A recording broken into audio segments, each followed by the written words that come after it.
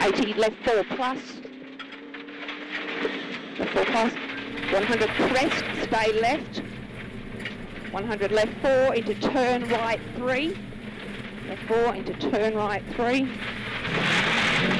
3 boys.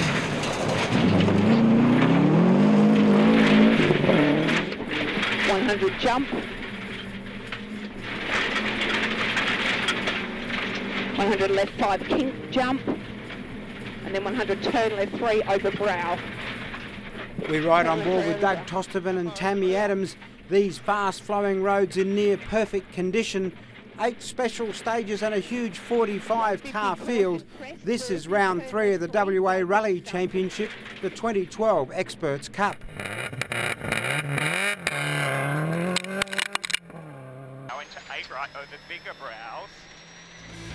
To half long 7 left. Half long 7 left. 50. Flat crest does 9 left long. Flat crest does long 9 left. Crest 20, turn left 4. 20, turn left 4. 100, right 10 on crest. The southwest town of Collie, the destination, the smooth and challenging roads around the Wellington Dam, drawing another bumper entry. Little wonder with this level of action to be enjoyed.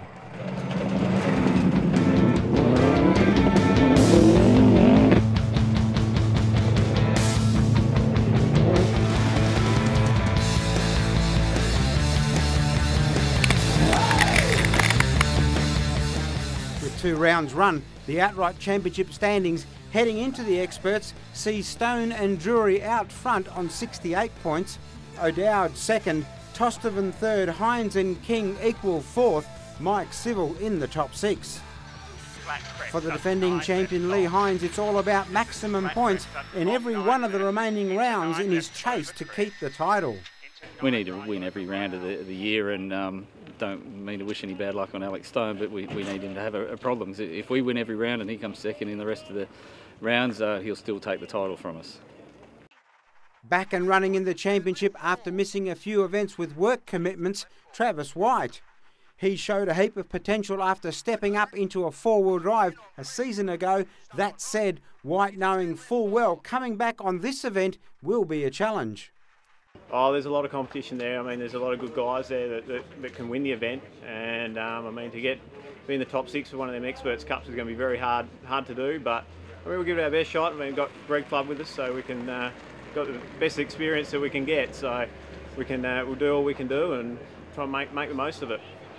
Another back to the gravel action is Gavin Morgan. He and co-driver Chris Parrish pleased to be out there after a long layoff from competitive rallying. 12 months we've actually managed to keep it going for more than a few Ks. 18 months since we actually finished the station. Yeah, lots of stupid electrical issues. Luckily, local tuner has managed to fix it and got it running. So far, it seems to run 100%. But we'll find out today. This is the test. Meanwhile, Bunbury driver Gary Whittle has had a drama-filled 2012 and will be looking to get back some consistency and pace. We were really happy with our pace, but at Forest we overdid a little bit, rolled it. We did a fair bit of damage underneath the car. The next rally, Donnelly Rally, was always going to be a shakedown for the car, so we approached it with that attitude, and we broke an exhaust system. There was a few minor things on the car, so although we didn't finish Donnelly, we didn't really expect to, but we were happy with it. Now the car's back up to where it should be. And what's the plan for this event? Keep it on its wheels. And we're just backing off a little bit and just slowly picking up our speed again to try and get to the pace that we had at Forest. Also one with dramas on round 1, Carlos Del Toro back in action this weekend and happy with what he's seen of the road conditions. They're pretty good. There's a bit of mud there, but I think by the time we get through, most of it will be cleared, so I think it'll be fine. Current 2-wheel drive championship leader Dylan King battling flu symptoms as well as the chasing pack will be his agenda. The plan is just take it nice and steady, keep it consistent. It's a bit sick at the moment, so we'll see how we go. The 2-wheel drive standings after 2 rounds has King from Douglas in the Commodore. Chudley, Irix, Wright and Welsh bunched up behind.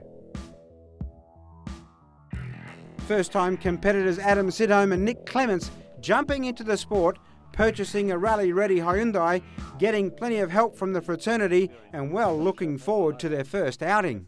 Yeah, it's astonishing. Right from day one, the amount of people who've put a lot of effort into helping us, even though we're real newbies and made all the beginners' mistakes. Yeah, I've noticed it right throughout. We both have, yeah. I don't think we'd be here without all the help. That's right, yeah, not at all, yeah. Right from the guys in Rally WA to the competitors, everybody, yeah. Yeah, no, it's been fantastic. No, we're going to try to take it easy, not go too hard.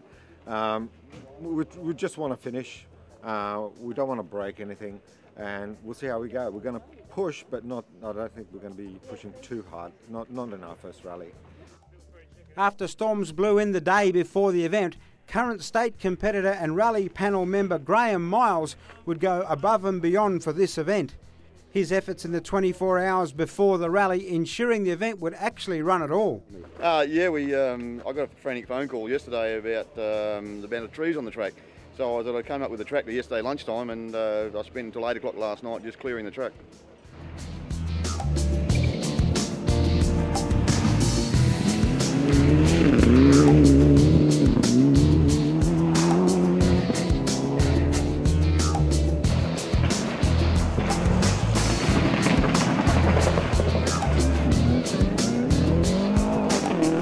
As expected, the pace out front frantic from the green light, so much so the event losing pointy end runners very early.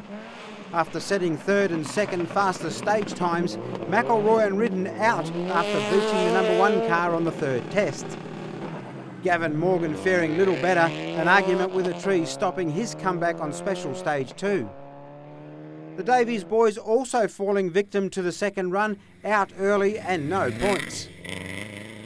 50 right 5 minus long. Brilliant battles had developed amongst the front runners, with 2 stages followed by a service, then 3 runs before the next break, 73.5 Ks of competitive tackled.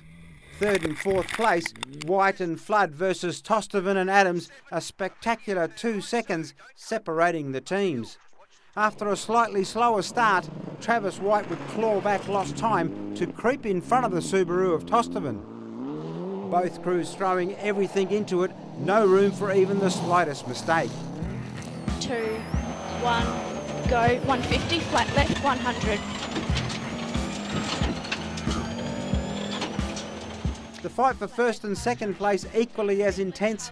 Heading into the halfway service, the number 2 car of Stone and Drury in front, but only by 6 seconds. First or second quickest across the 5 stages, clean, neat and of course very fast. Hines took the first stage by 10 seconds, however an issue with a broken brake line near the end of the stage resulted in having to run the second test with only front brakes, costing over 30 seconds. Sorting the issue in service then meant a huge charge over the third, fourth and fifth stage, the pair pegging back 16 seconds. O'Dowd continues to show good form, pushing the maximum run Subaru hard and rewarded with top 6 times. Others to show good form, Steve Oxley coming to grips with his new machine, a clean, consistent event, 7th outright for this round. Gary Whittle sticking to his plan and playing himself back into form, encouraging stage times, points for 6th outright, a good result for that crew.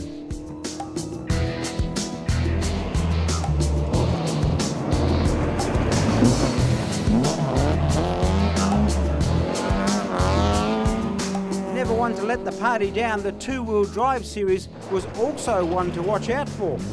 The diversity of the field, again a big draw card, rear drive, front wheel drive, 4-cylinder V8, Holden and Ford, a fantastic mix. Julian Wright would be unusually off the pace as far as stage times early in the event. To make matters worse, he would cop a huge time penalty as a result of having to sort an alternator issue, this putting paid to any sort of a result. Kyle Douglas continues to energetically slide the big Commodore around at the halfway service, tied for 3rd place with the returning Dave Thomas. Unfortunately for Kyle, and off on the second night stage, ending his run, Thomas going on to take 3rd 2-wheel drive for this round.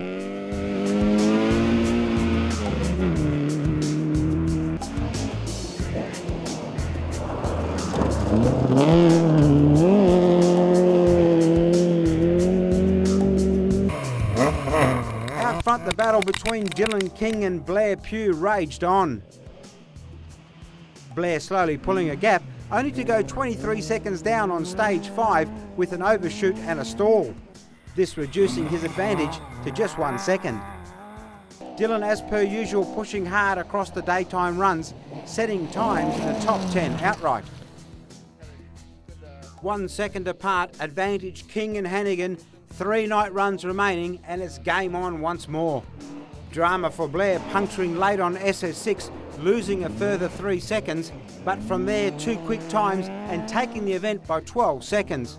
Second outright 2-wheel drive for King, adding valuable points to his series lead.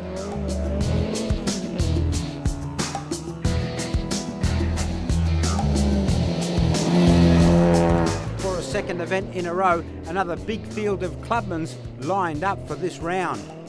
5 stages for this class and another brilliant battle. Matt Snadden would take home the points for first, but not without a huge tussle.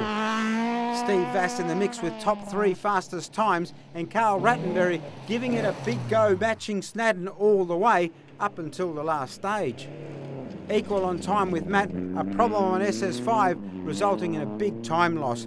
However, doing enough to take third, this crew certainly signalling their intentions. And what about our first timers Adam Sidholm and Nick Clements? Well, the great news is they had an absolute ball. The brilliant news, they finished with no major problems. 6th outright Clubman Cup, a great job, well done.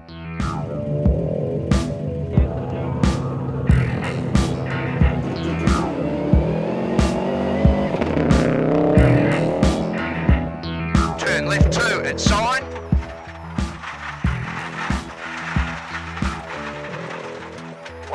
Flat crest. With 2 seconds separating third and fourth and 6 between first and second, it was always going to be an exciting finish. 3, 2, 1. Lights ablaze, Tostovan would head into the night. 2 down on Travis White, losing a further 5 on this stage. Not done yet and pushing hard in the conditions, resulted in a time 7 seconds quicker than White on the next stage, putting he and co-driver Adams ahead by 1 second, 1 9-kilometre stage remaining. 200, turn right 3. Push, turn right 3. Him, sit. Okay. Beautiful, left 7 becomes left 7. Not ready to throw in the towel, Travis White, with the super experienced Flood in the co-driver's seat, would put it all on the line with an inspiring run on the Kelly stage. Fastest car on the run and 7 seconds quicker than Tostovan to swing the battle back in his favour by 6 seconds. An incredible performance by both crews with some great driving under extreme pressure. Just a little further up on the road, the war for the top 2 spots continued. Hines starting the first dark section 6 seconds adrift, powering through, setting fastest time and grabbing back 5 seconds to now be just 1 behind. Stone and Drury had put together a brilliant rally so far, and they were certainly not giving up. Heading off into the second to last stage, it looked all good for another stage battle until devastating turbo failure on the number 2 car. 30. Double brow into late medium right. 30. What's wrong?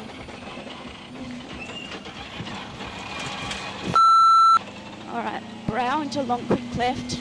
Still got 11 k's to go. Easing the car to the finish of the stage, Stone would blank off the turbo to minimise the damage. However, that would mean running very much underpowered, the battle for the lead over.